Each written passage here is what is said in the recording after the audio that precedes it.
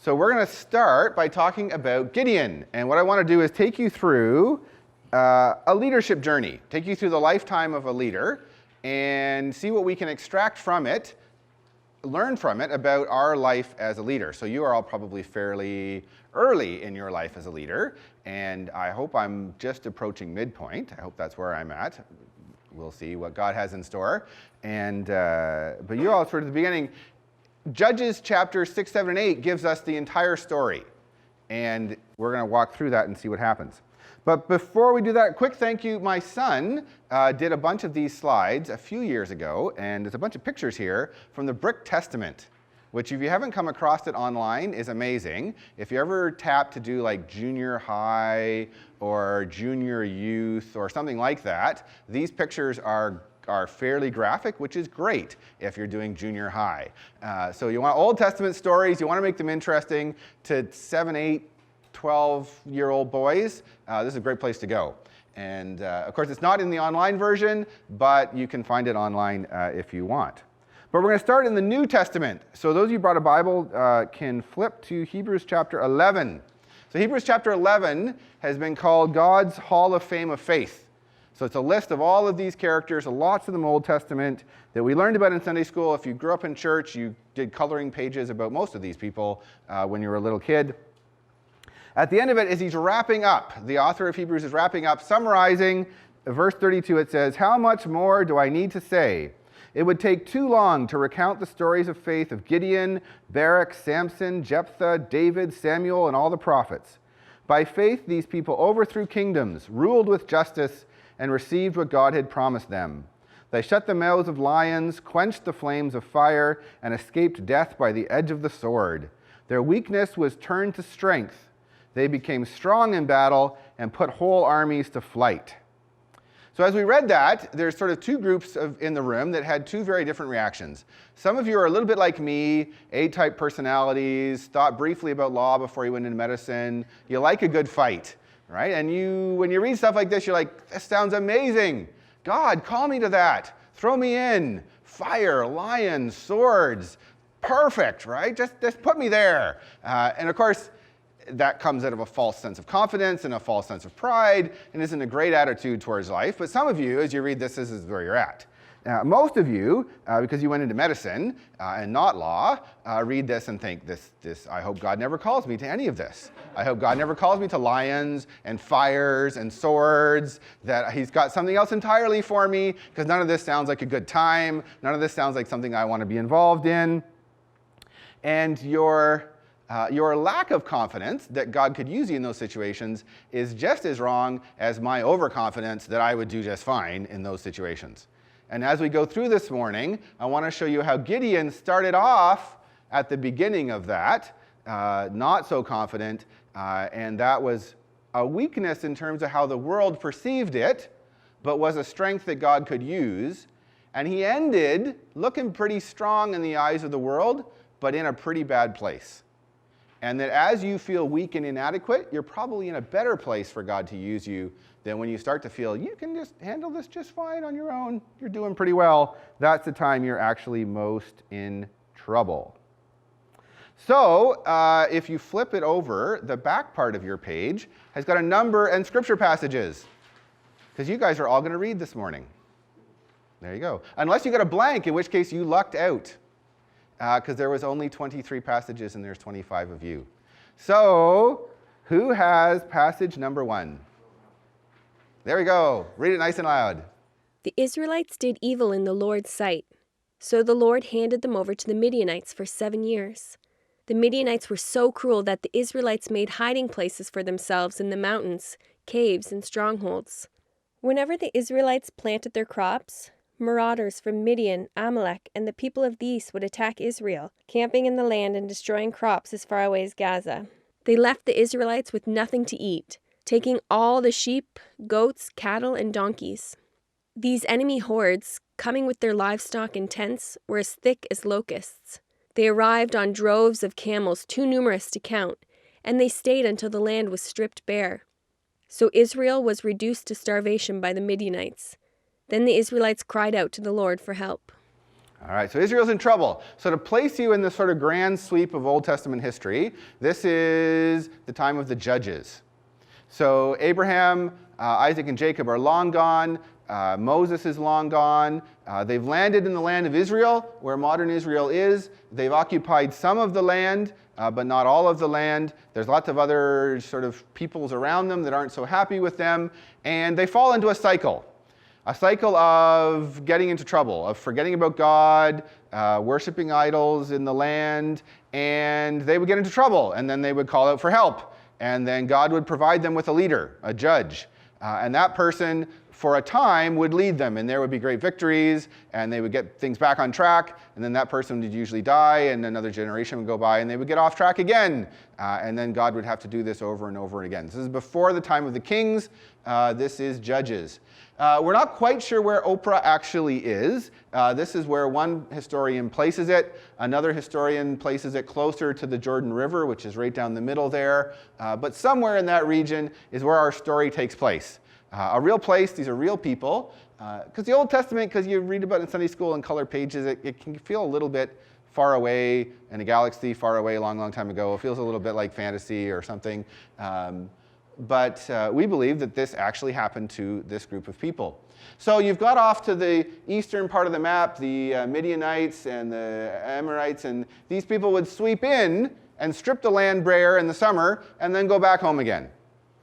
And this was happening every year, which would be a bit of a problem if you're trying to survive. So Israel needs a hero. Right? Israel needs somebody to rise up again, to lead them, to do glorious things for God. And so where do we find our hero? Who has passage number 2? All right. Then the angel of the Lord came and sat beneath the great tree at Ophrah, which belonged to Joash of the clan of Abiezer. Gideon, son of Joash, was threshing wheat at the bottom of a winepress to hide the grain from the Midianites. All right, so we find our hero. So those of you that grew up on a farm may get some sense of how pathetic this scene is. Those of you that didn't have no sense of how pathetic this scene is. So let me fill you in on how pathetic this situation is. So he is threshing wheat in a wine press. So a little bit about wheat. So wheat grows on the end of a stalk, and the part you like is the grain. That's the part that you ate for breakfast this morning. But around that, there's some other stuff. And that stuff has to be gotten rid of. And nowadays, we have big machines that thresh wheat, and all this happens in a machine, and it's all very automated, but that's not how it has always been. In the time of Joshua, what you would do is you would beat the wheat, and then you'd throw it up in the air, and the grain is a lot heavier than all the chaff, all the other stuff. And so a breeze would carry that away. And what would fall back down would be the wheat. And so there'd be a big floor, usually up on a bit of a hill with a smooth surface, and you'd be throwing wheat up in the air, and the wind would carry the chaff away, and you'd be left with the wheat.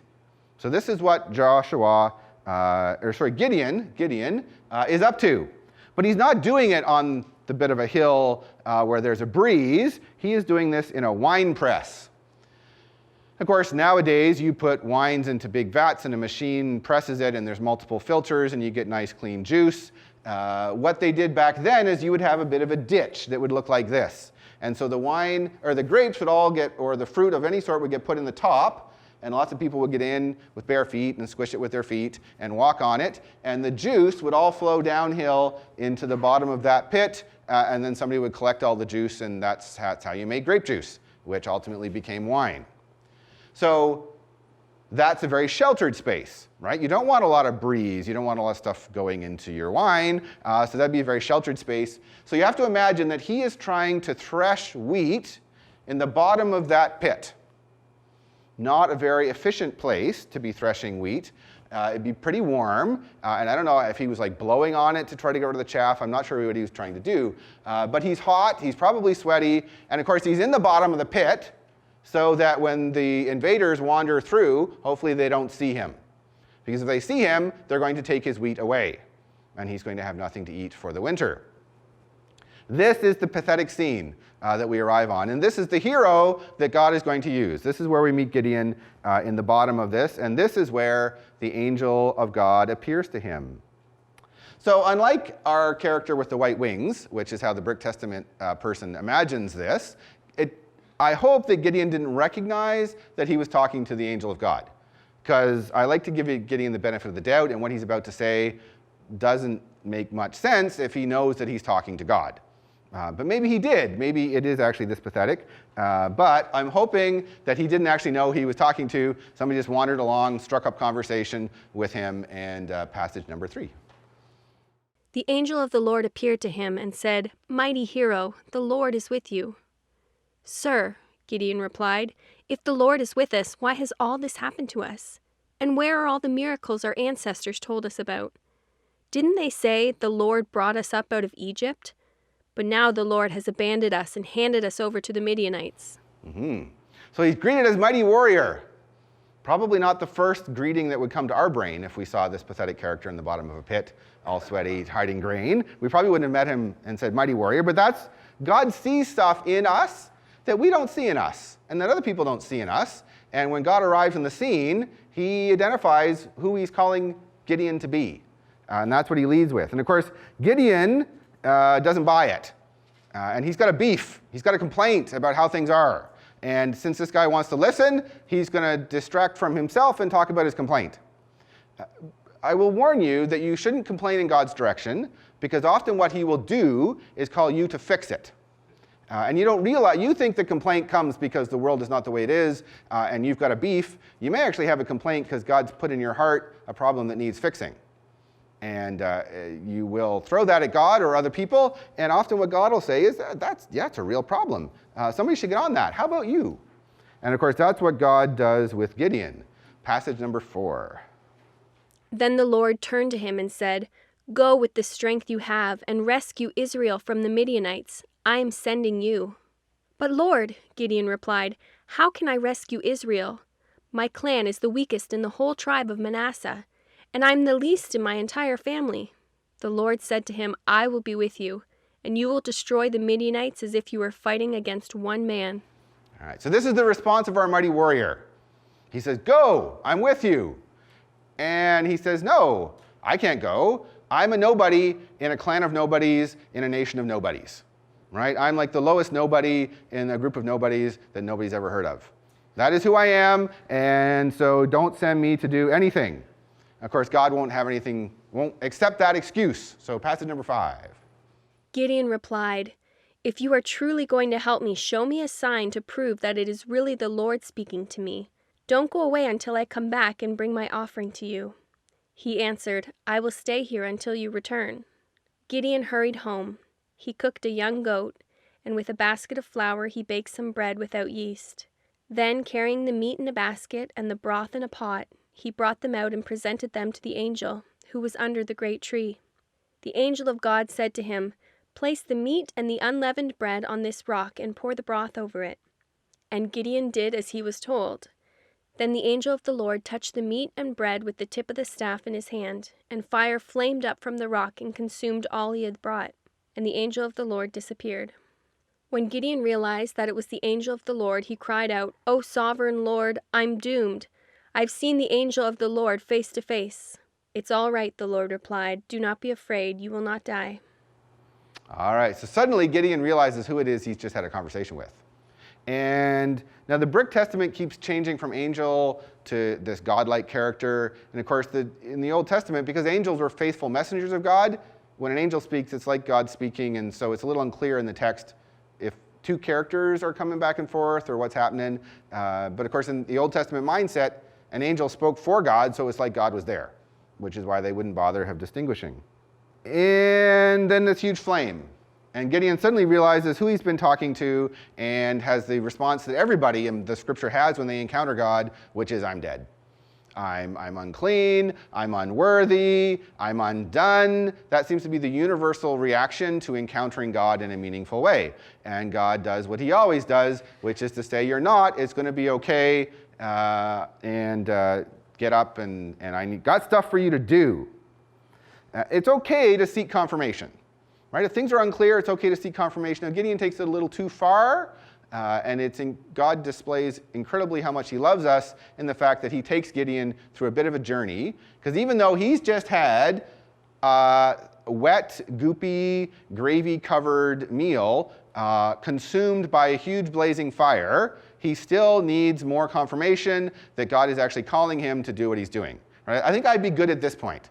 Right? At this point, I'd be like, okay, this was God. Obviously, this is what I'm supposed to do. Gideon, not so much, and God's so incredibly patient with him. Passage number 6. That night the Lord said to Gideon, "Take the second bull from your father's herd, the one that is 7 years old.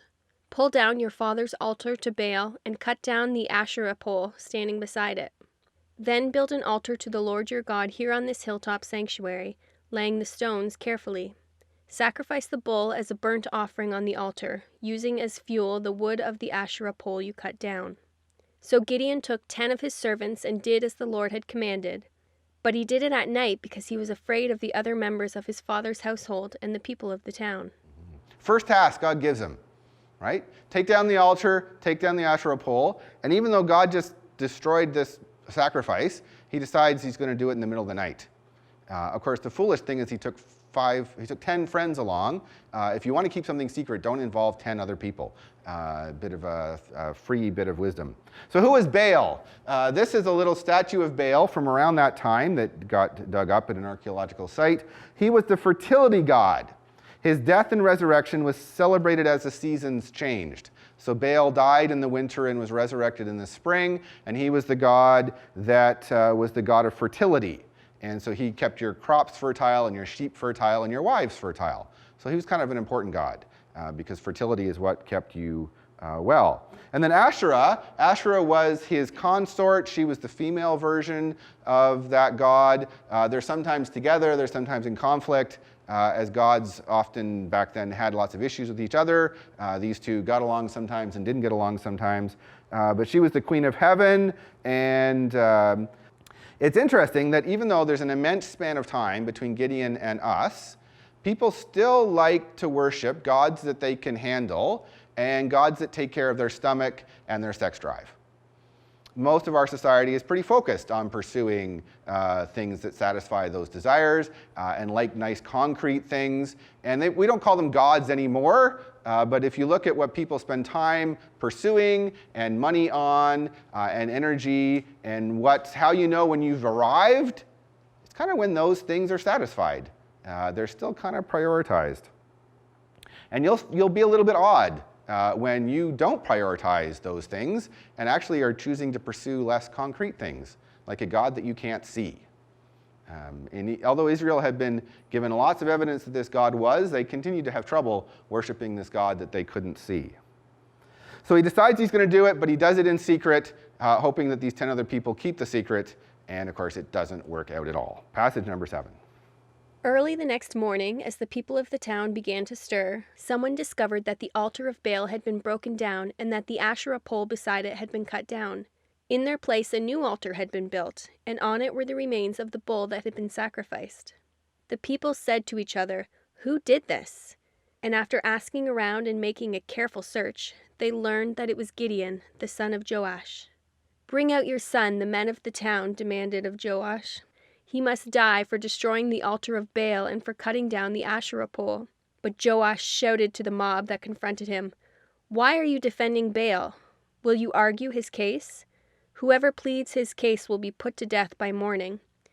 If Baal truly is a god, let him defend himself and destroy the one who broke down his altar." From then on, Gideon was called Jerubbaal, which means "let Baal defend himself," because he broke down Baal's altar. So as you get busy doing tasks that God has given you, you may not get a lot of love and support. You may get active resistance. And that may even come from the people, your neighbors, the people that should be helping you out. I mean, the Israelites should have been very happy that somebody was standing up to Baal, but they were not happy. And of course, what they wanted to do was take Gideon out. And Joash's father, I don't know whether he was clever or this was a bit of God's wisdom, but he manages to placate the crowd. And he manages to placate the crowd by pointing out that if Baal is actually such an amazing God, then Baal probably actually doesn't need any of your help. And of course, a lot of unfortunate church history would probably have been avoided if we all understood that God doesn't actually need our help. that we're all invited to be doing what God is doing, but at the end of the day, God's going to accomplish what God's going to accomplish, and we aren't key in the process. The way I think of this is that I'm most effective for God when the Spirit's just flowing through me rather than me having to pump. And if it doesn't seem to be going well, I can just give it back to God. And God will accomplish his purposes. So, as the story progresses, that it's also clear that Gideon doesn't get this, that God doesn't actually need his help. As his ego starts to grow, he starts to think that he's a pretty amazing guy. Passage number 8. Soon afterward, the armies of Midian, Amalek, and the people of the east formed an alliance against Israel and crossed the Jordan, camping in the valley of Jezreel. Then the Spirit of the Lord took possession of Gideon. He blew a ram's horn as a call to arms, and the men of the clan of Abiezer came to him. He also sent messengers throughout Manasseh, Asher, Zebulun, and Naphtali, summoning their warriors, and all of them responded. All right. So the imagery here is really, I love the imagery here. The Spirit came upon him. The literal translation would be that the Holy Spirit clothed himself in Gideon. Gideon was just the clothes that God was wearing. And in that moment, he calls the nation to arms. So the invaders have swept in, and he calls all the neighbors.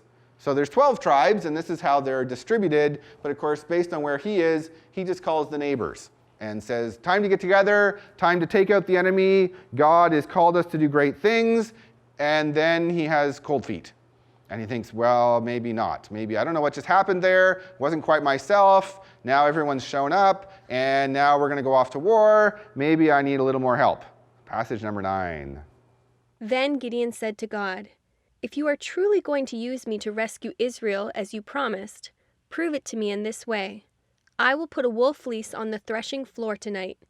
If the fleece is wet with dew in the morning, but the ground is dry, then I will know that you are going to help me rescue Israel as you promised." And that is just what happened. When Gideon got up early the next morning, he squeezed the fleece and wrung out a whole bowlful of water. So what's the problem with the test here? So I want you to imagine now you guys, most of you don't have kids yet, but one of your kids has made a mess in the bathroom. The floor's all wet, and they've left a wet towel in the middle of it. What's going to be dry first? The floor, right? Because the towel sops it all up. So Gideon says, I want to test. I'm going to test God. Want another confirmation. I'm going to put a fleece, which was probably some sheepskin down on the floor of the threshing floor, and the dew's going to fall. And in the morning, I want the ground to be dry and the fleece to be wet. And of course, I picture him getting up the next morning, looking at it and going, oh, I did that wrong. Because of course, the floor would dry first. It might not be God. It might just be physics, right? That a smooth surface dries a lot faster than something that soaks up water. So God, being incredibly patient, allows Gideon to redo the test. So who has passage 10? Then Gideon said to God, "Please don't be angry with me, but let me make one more request. Let me use the fleece for one more test. This time let the fleece remain dry while the ground around it is wet with dew." So that night God did as Gideon asked. The fleece was dry in the morning, but the ground was covered with dew. All right. So now he's got enough proof, right? The kid made a mess in the bathroom, and the towel's completely dry, and the floor's completely wet, right? If you walked into that situation, you go, obviously the kid didn't use the towel, which is also a possibility, but not here, right? So he's got his proof. So he's ready to go, and he gets his army together, and he's got 32,000 people that are going to join him. But, as God does, he wants to make sure that at the end of this process, it's clear that God was the one that did the victory and not anybody else. And so 32,000 against a horde, you might think that you're clever, you pulled it off. Time to shrink down the group to make sure everybody knows at the end of the story that this was all God. Passage 11. So Jerubbaal, that is Gideon, and his army got up early and went as far as the spring of Harod. The armies of Midian were camped north of them in the valley near the hill of Morah. The Lord said to Gideon, "You have too many warriors with you. If I let all of you fight the Midianites, the Israelites will boast to me that they saved themselves by their own strength. Therefore tell the people, Whoever is timid or afraid may leave this mountain and go home." So 22,000 of them went home, leaving only 10,000 who were willing to fight. But the Lord told Gideon, "There are still too many. Bring them down to the spring, and I will test them to determine who will go with you and who will not." When Gideon took his warriors down to the water, the Lord told him, "Divide the men into 2 groups. In one group put all those who cup water in their hands and lap it up with their tongues like dogs. In the other group put all those who kneel down and drink with their mouths in the stream." Only 300 of the men drank from their hands. All the others got down on their knees and drank with their mouths in the stream. All right. So the battle's approaching, and God decides he's going to sift the army. It's too many people. Time to get rid of a whole bunch of them so that the victory is obviously his. And it's interesting how God chooses to sift. And I've often used this as a way to sort of understand who I should be putting in my team if I'm putting a team together. So the first thing that he does is he decides that all of those that don't really want to be there can just go home. Right? Now again, this is very counter to how we tend to do leadership. Right? We tend to beg, borrow, cajole, guilt, whatever we need to do to get as many people in one place at one time, and then we give them all work to do and continue to cajole them and guilt them and keep them motivated to be doing. Right? But this is a meeting, if you can imagine, where the first thing that the person leader does, he gets them and says, "So how many people don't want to be here?" Right? And of course, they're going off to war, so most of them don't want to be there. And so 2/3, roughly, say, "Actually, we'd be okay going home." And Gideon says, "Well, then go home." So 22,000 of his 32,000 just go home. Now, I don't know what that felt like for Gideon as he watched 2/3 of the people that had assembled leave. But of course, as soon as that happened, God takes it up another notch, because apparently 2,000 is too many. But if you're called to leadership, don't be worried when there's not a lot of other people that want to come along, and don't work too hard to guilt or cajole.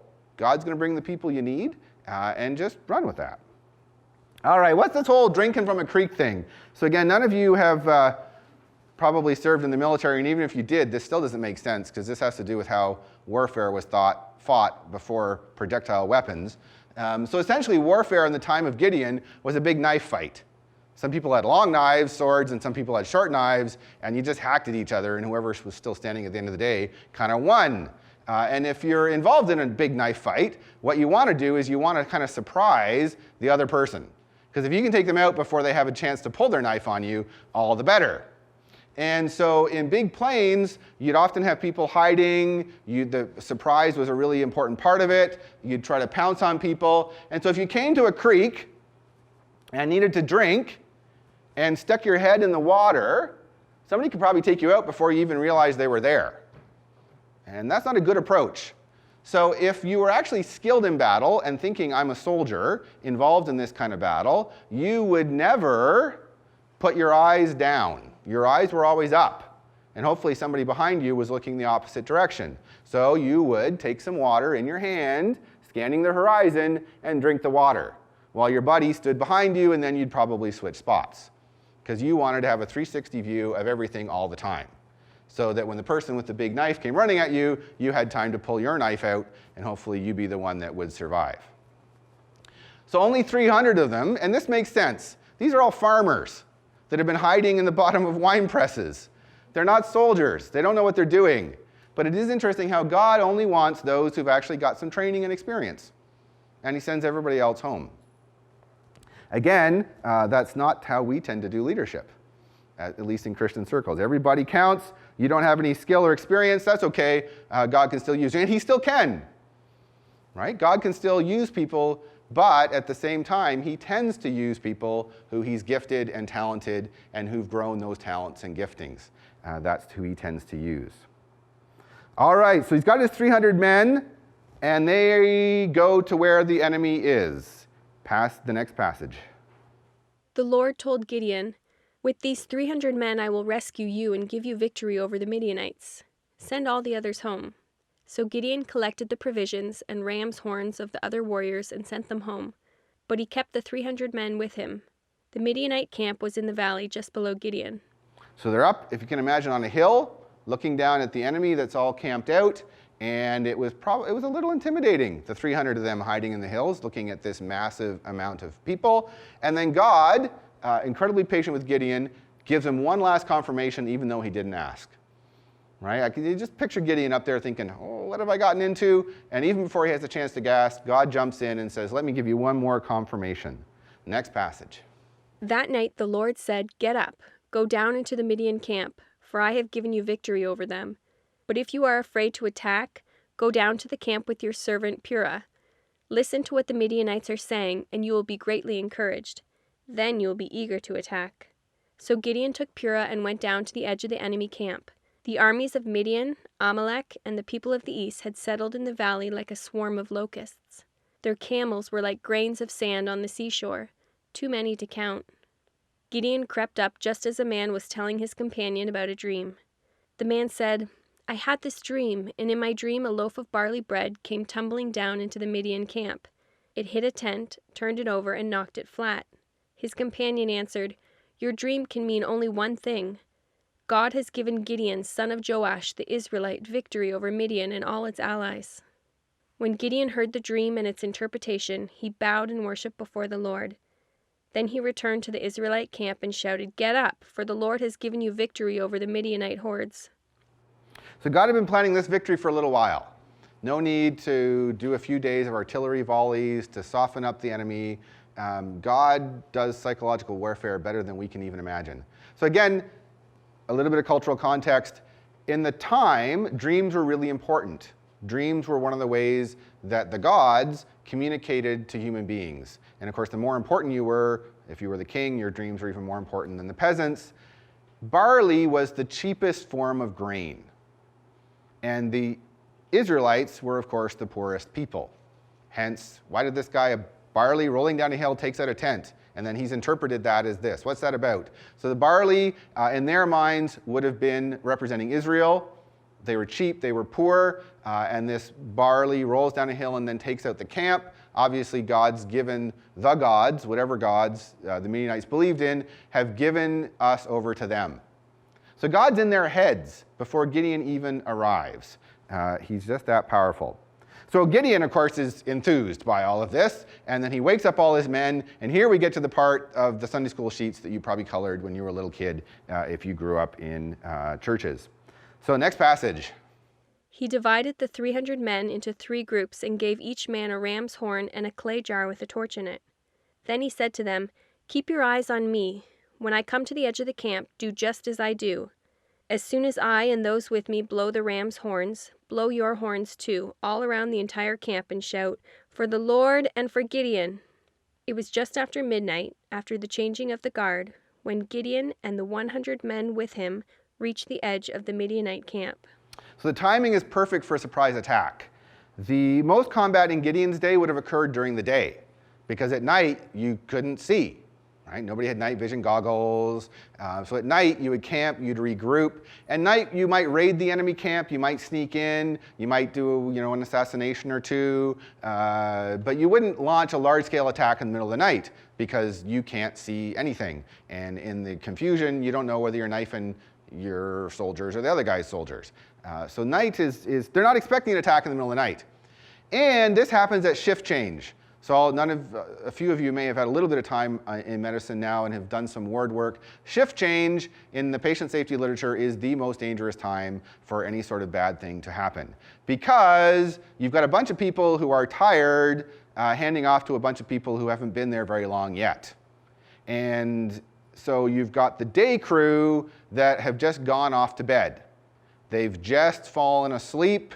They're about 20 minutes into sleep. When you get to do call someday, that is the very worst time to have your pager or cell phone go off, because you've just gone off to sleep, and when that pager goes off, it's confusing, it's disorienting. Better to get a couple hours sleep or not bother sleeping at all. And of course, the new crew have just arrived, they've just woken up, they've just settled in around the campfires. They're the ones on for the night, they're a little jittery, they haven't really settled in yet. So this is where the enemy is at as Gideon gets ready to attack. And again, I don't know if Gideon planned this or if God put it together, but this is perfect timing. Next passage. Suddenly they blew the ram's horns and broke their clay jars. Then all three groups blew their horns and broke their jars. They held the blazing torches in their left hands and the horns in their right hands, and they all shouted, "A sword for the Lord and for Gideon." Each man stood at his position around the camp and watched as all the Midianites rushed around in panic, shouting as they ran to escape. When the 300 Israelites blew their ram's horns, the Lord caused the warriors in the camp to fight against each other with their swords. Those who were not killed fled to places as far away as Bethsheba, near Zerara, and to the border of Abel-Maholah, near Tabbath. So Gideon and his men actually just have to stand around and watch the Midianites take themselves out. They didn't actually have to raise their swords. And in the confusion of the camp that thought it was surrounded by an enemy horde, they just take each other out and then they start running for home. So he's got to cut off the retreat. So now we're in motion. So now they're running back towards where they live. They got to cross the Jordan. Gideon's got a small group. He's going to have to cut them off because otherwise next spring they're just going to be back again, right? Need to finish off this operation. And he needs more people to cover more ground. So he sends out the word, never be afraid to ask for help, right? When you're getting a little low on whatever, ask God, ask the neighbors, spread the word. This is what we need to do. And of course, once you've had a couple victories, you'll find it's a whole lot easier to get the neighbors involved and to attract resources and get people to join you. So Gideon needs to do that, and so he sends out an ask. The next passage. Then Gideon sent for the warriors of Naphtali, Asher, and Manasseh, who joined in chasing the army of Midian. Gideon also sent messengers throughout the hill country of Ephraim, saying, "Come down to attack the Midianites. Cut them off at the shallow crossings of the Jordan River at Bethbara." So all the men of Ephraim did as they were told. So the call goes out, cut off the retreat. We've got to trap them in Israel. We can't let them get home. And of course, because he's had a couple victories, lots of people join in. And some of the latecomers actually get to capture some of the glory, which can be a little hard on your ego when you've been here since the beginning. And the moment of glory, God gives it to somebody who just arrived because you did all the hard work. Passage 17. They captured Oreb and Zeb, the two Midianite commanders, killing Oreb at the rock of Oreb and Zeb at the winepress of Zeb. And they continued to chase the Midianites. Afterward, the Israelites brought the heads of Oreb and Zeb to Gideon, who was by the Jordan River. So the Ephraimites, right? They're the latecomers. They got called at the end, and they get the glory. They capture the other two. They bring their heads, again, very dark. If you're teaching junior high boys, this is the perfect passage to use. They love this stuff. They chopped off heads, and they're bringing, look what we did. And culturally a little different back then. Now, it's interesting because the Ephraimites weren't invited to the initial battle. So maybe that was a bit of an oversight, but actually they were a much more important tribe. And so maybe Gideon felt a little intimidated, right? Calling on these important people. Again, he's a nobody. But now they've arrived, and they've got a bit of a beef with Gideon. Who's got passage 18? Then the people of Ephraim asked Gideon, "Why have you treated us this way? Why didn't you send for us when you first went out to fight the Midianites?" And they argued heatedly with Gideon. But Gideon replied, "What have I accomplished compared to you? Aren't even the leftover grapes of Ephraim's harvest better than the entire crop of my little clan of Abiezer? God gave you victory over Oreb and Zeb, the commanders of the Midianite army. What have I accomplished compared to that?" When the men of Ephraim heard Gideon's answer, their anger subsided. So they've got a beef. They weren't involved in the beginning. You didn't invite me. I didn't get the memo. Why, you've done great things and we didn't get to be part of it. Right? So Gideon is a bit of a high point here. This is a great victory, and now he's dealing with his neighbors, complaining about the fact that they didn't get invited to the original party. And of course, all of us can think about what we'd want to say. Right? Now, I don't know whether this was wise leadership or Gideon is still in a humble place, but he responds with humility and diffuses it and says, sorry I didn't get you here at the beginning, but I mean, what we've achieved is nothing compared to what you've achieved. What you've achieved is tremendous. You're obviously brilliant, you're obviously wonderful, you've done great things, and we're just nothing, right? And it worked really well. So after he'd done like the internal revolt, he can get back to the task God's actually given him. And if you do Christian leadership, you often spend lots of time dealing with the internal stuff before you can get back to the stuff that God's actually called you to do. Even though he's on top of things, again, friends are not so friendly and not so helpful. Passage 19. Gideon then crossed the Jordan River with his 300 men, and though exhausted, they continued to chase the enemy. When they reached Succoth, Gideon asked the leaders of the town, "Please give my warriors some food. They are very tired. I am chasing Zebah and Zalmunna, the kings of Midian." But the officials of Succoth replied, "Catch Zebah and Zalmunna first, and then we will feed your army." So Gideon said, "After the Lord gives me victory over Zebah and Zalmunna, I will return and tear your flesh with the thorns and briars from the wilderness." From there, Gideon went up to Peniel and again asked for food, but he got the same answer. So he said to the people of Peniel, "After I return in victory, I will tear down this tower." So Gideon crosses the Jordan. This is where Succoth and Peniel are, here and here. So he's crossed the Jordan, he's in pursuit. These are fellow Israelites. Back earlier when they first occupied the land, these tribes had asked to stay on this side of the Jordan, and Moses had said, "You can, but the deal is you have to continue to help your neighbors." That's the deal. And he's hungry, and he's tired, and Gideon asks the neighbors for some food and a place to sleep, and of course they say no. To give them the benefit of the doubt, these were the first people to get invaded every spring, and the last people to have the enemy leave in the fall.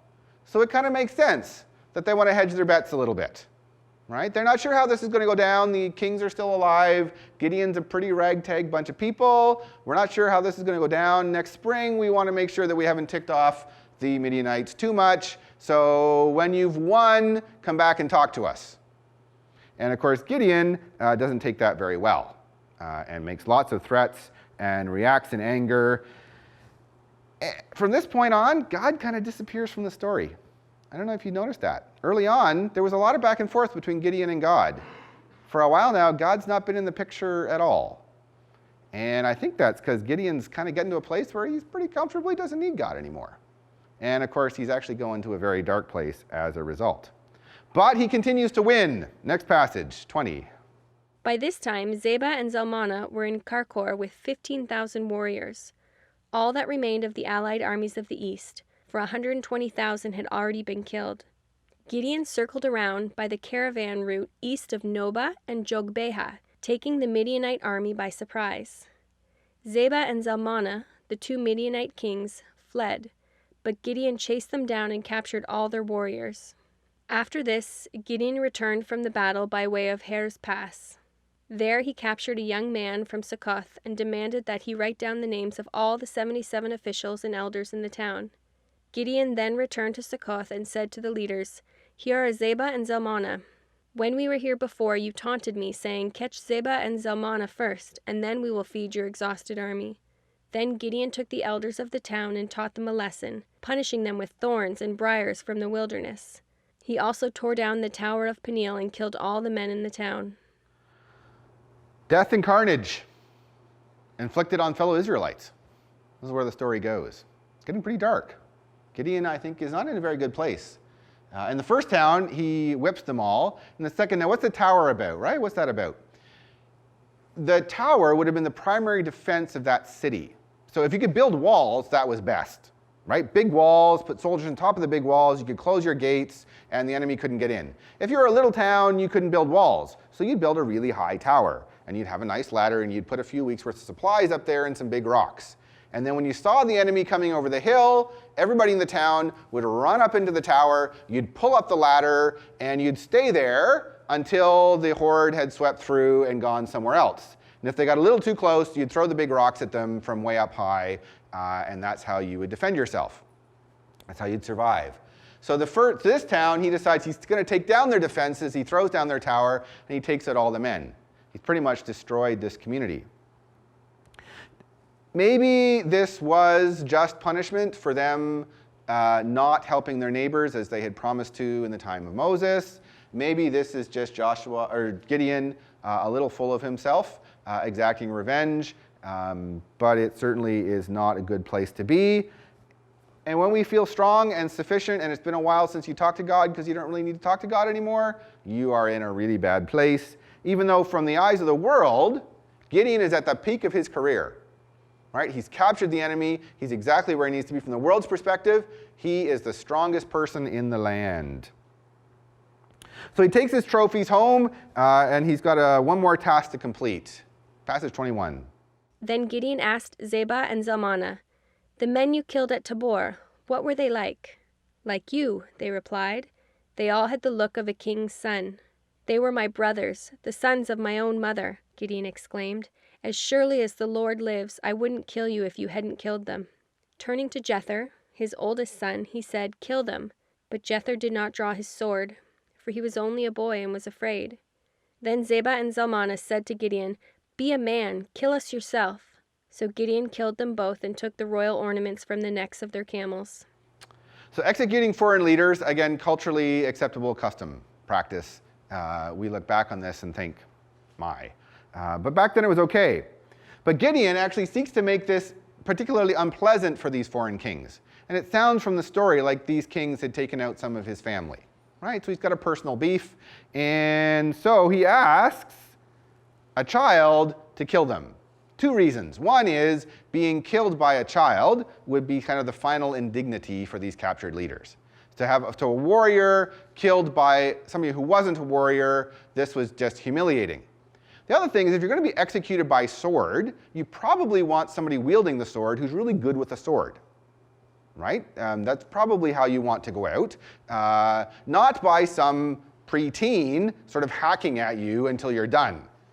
Right? I mean, this is kind of, so for a couple reasons, Gideon wants his son to be the one to do this. And of course, his son, perhaps because he inherited the cowardly genes, I don't know why, says, "I'm not doing this." And of course, the two kings realize how unpleasant this is all going, and they realize exactly what they need to do to make Gideon do what they want. They just need to dent his ego. Be a man, kill us yourself. And in a fit of anger, he does that. So these two kings seem to understand very well where Gideon's at and how to manipulate him. They understand ego, they understand pride, they know how to appeal to that, and they get what they want because. So the battle's over, it's done. The weekend, whatever task you've been called to is finished. Again, should be a high point, but is actually, again, a bit of a dangerous place. Passage 22. Then the Israelites said to Gideon, "Be our ruler. You and your son and your grandson will be our rulers, for you have rescued us from Midian." But Gideon replied, "I will not rule over you, nor will my son. The Lord will rule over you. However, I do have one request, that each of you give me an earring from the plunder you collected from your fallen enemies." The enemies, being Ishmaelites, all wore gold earrings. "Gladly," they replied. They spread out a cloak, and each one threw in a gold earring he had gathered from the plunder. The weight of the gold earrings was 43 pounds, not including the royal ornaments and the pendants, the purple clothing worn by the kings of Midian, or the chains around the necks of their camels. Gideon made a sacred ephod from the gold and put it in Ophrah, his hometown.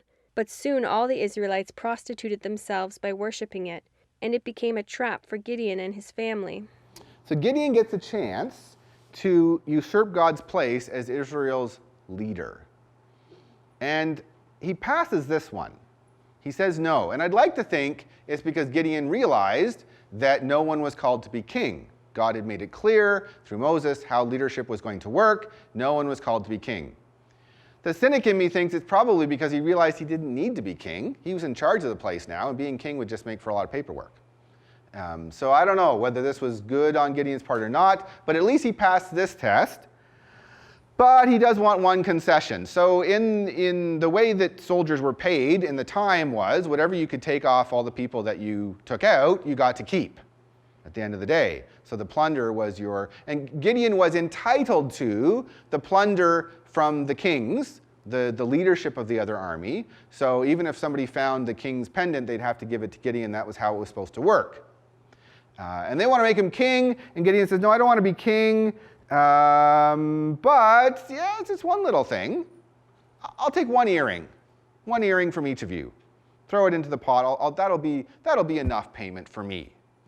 Right? And of course he does that. 43 pounds of gold. 43 pounds of gold throughout all of human history has been an awful lot of gold. That was an awful lot of money. Gideon is set forever. And of course, he doesn't use it to buy food or shelter. What he does is he makes himself a trophy to take home. An ephod was a piece of clothing that was worn by the priest. It was part of how they communicated to God. It was not something that a leader was supposed to wear. It was something that a priest was supposed to wear, and God made it very clear that the priest had this function and leaders had that function, and the priests wore ephods and leaders did not. But Gideon decides he wants a trophy, something that helps him communicate with God. That seems like a good thing to do. And so he makes this thing, and of course the trophy very quickly becomes an idol, which very quickly becomes something that trips both him and his family up. And you have to be very careful as you accumulate trophies that your trophies don't become idols. You'd think that trophies would be a source of strength. You could look at the wall and say, look at all the things God has done. Unfortunately, they often become a source of self-sufficiency, and you can say, look at all the things that I have done. And of course, as we finish the story, rather than seeking God's embrace, he's got lots of embraces at home. So final passage, 23. That is the story of how the people of Israel defeated Midian, which never recovered. Throughout the rest of Gideon's lifetime, about 40 years, there was peace in the land. Then Gideon, son of Joash, returned home. He had 70 sons born to him, for he had many wives. He also had a concubine in Shechem, who gave birth to a son, whom he named Abimelech. Gideon died when he was very old, and he was buried in the grave of his father Joash at Ophrah in the land of the clan of Abiezer. So polygamy, slavery, slaughter, we look back at that and think, what were they thinking? And I often wonder, if we're still doing this conference 100 years from now, what everybody in the room will look back on and think of us and think, what were they thinking? And that keeps me a little bit humble to know that there will be things that I'm up to that future generations will look back at and say, what the heck were they thinking? If you think you got it figured out, stories like this are very helpful to make you convinced that you don't actually have it all figured out. So God's kingdom is an upside-down kingdom. When you think you're self-sufficient and you think you're strong, you're probably at your most useless for the kingdom. When you think, I can't possibly do this, why could God call me to this? You're probably in the right place to be called to do kingdom work. Gideon did great things when he was relying on God. And of course, he did great things when he wasn't relying on God, but things weren't nearly, when we look at when he wasn't relying on God, it wasn't nearly as, looking back, as good a place for him to have been. I came across a list of Bible characters once that I found very helpful. So if you don't feel that you're ready for leadership, you don't feel you're self-sufficient for leadership, you've got your list of reasons why God can't use you to do any kind of kingdom work, you're in very good company. Moses stuttered. David's armor didn't fit. John Mark was rejected by Paul. Timothy had ulcers. Hosea's wife was a prostitute. Amos's only training was in the school of fig tree pruning. Jacob was a liar. David had an affair. Solomon was too rich. Abraham was too old. David was too young. Peter was afraid of death. Lazarus was dead. John was self-righteous. Naomi was a widow. Paul was a murderer. So was Moses. Jonah ran from God. Miriam was a gossip. Gideon and Thomas both doubted. Jeremiah was depressed and quite suicidal. Elijah was burned out. John the Baptist was a loudmouth. Martha was a worrywart. Mary was lazy. Samson had long hair. Noah got drunk. Did I mention that Moses had a bit of a short fuse? So did Peter and Paul. So you are in good company. Thank you.